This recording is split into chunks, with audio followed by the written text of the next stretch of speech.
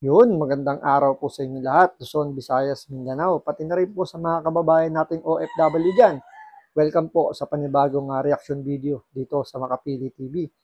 Ngayon ito, pag-usapan lang po natin itong mga naglalabasang mga picture.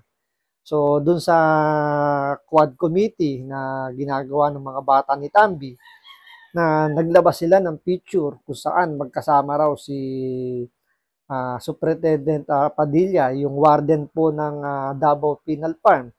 Doon tinutukoy nila o pinilalabas nila na magkakilala raw si Padilla at si Pangulong Duterte. So hindi sila naniniwala na nagpa-picture lang daw yung dalawang yon. So sa kanilang pag-iisip magkakilala si Pangulong Duterte at si Superintendent Padilla. So yun yung paniniwala nila.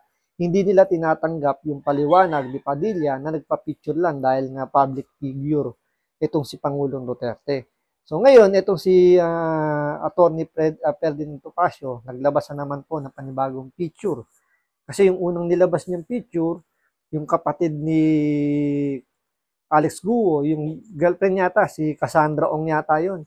Di ba naglabas siya ng picture na kasama si Pangulong Bongbong Marcos, si First Lady Lisa Marcos, saka yung ibang parte ng gabinete niya ngayon.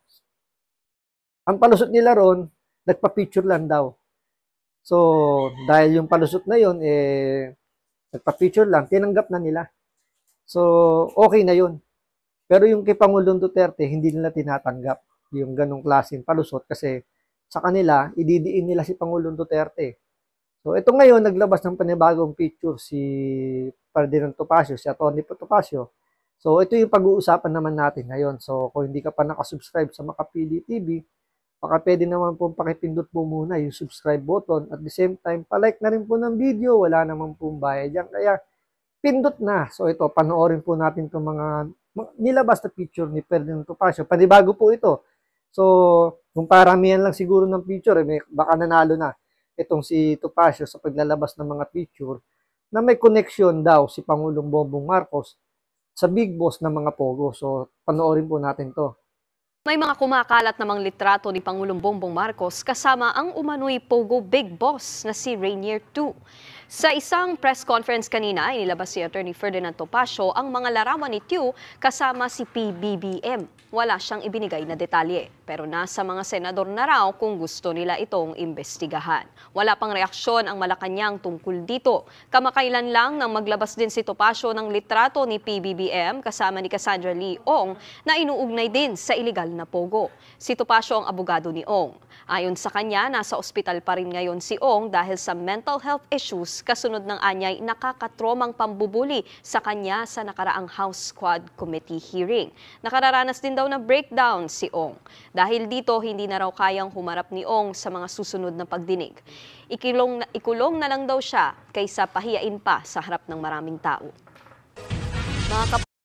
Which is totoo naman talaga, yung ginagawa ng Quad Committee. Makikita mo talagang grabe sila na mambuli.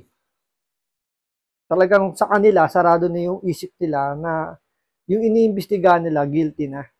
Hindi sila nag-iimbestiga para malaman yung katotohanan. Tulad niyan, totoo naman yung sinasabi ni Ferdinand Topacio na talagang kumbaga, mas ginusto pa nung kliyente niya na makulong na lang kaysa naman ipahiya diyan sa Quad Committee. Yung si Padilla nga, 'di ba, sinight and contempt kagad dahil hindi kumbaga hindi yung mga sinasagot niya hindi pumapabor sa script na gustong palabasin ng mga miyembro ng Quad Committee ni Tambi. So, dahil against yun, nagsisinungaling na. Pero yung tatlong PDL na nagsasabing narinig daw nila na kausap daw si Pangulong Duterte ni Padilla dahil kaboses daw. At yun nga, pinaniniwalaan nila si Pangulong Duterte yun, pinaniniwalaan na. Hindi na nagsisinungaling tatlong PDL. Na yung convicted po yan ha. So, hindi daw nagsisinungaling yung tatlong PDL. Bagkus, ang nagsisinungaling si Padilla dahil iba yung script dun sa gustong mangyari nitong Quad Committee. So, nangyari naman dito ito sa kapatid ni Alex Guo na mas gugustuhin na lang na makulong kaysa naman mapahiya pa dyan. Kasi grabe yung magtanong na to the point na binabastos na si Leong, kung ano-ano yung mga sinasabi. So, mas ginusto na lang.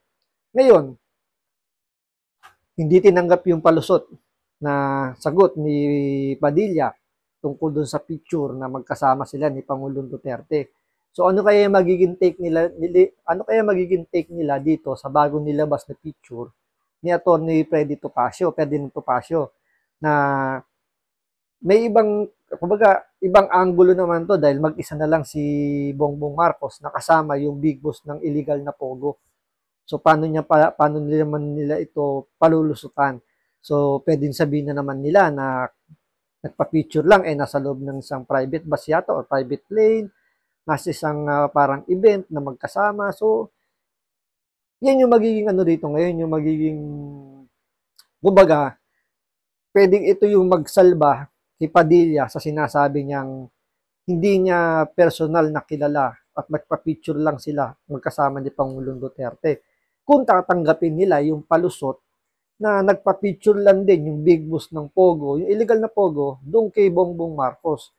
Kasi yung unang picture, yun yung palusot nila. Ngayon, kung magiging palusot nila, ganun pa rin at tatanggapin ng mga bata ni Tambaluslos, dapat palusutin din nila yung palusot nito ni Padilla na magkakilala at nagpa-picture lang sila.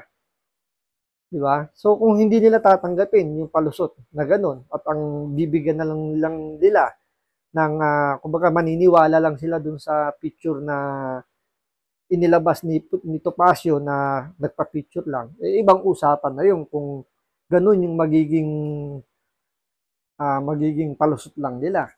So, ano kaya yung magiging ano rito, no? Ano kaya magiging ng pagdinig. reaction dito? Ikulong na lang daw siya kaysa pahiyain pa sa harap ng maraming tao. Tulad yan, di ba? Na mas gusto na lang nito na makulong siya.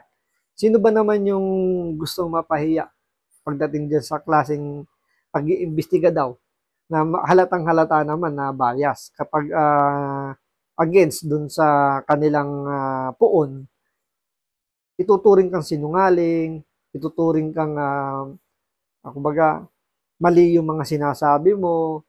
Kumbaga meron na kagad silang guilty verdict na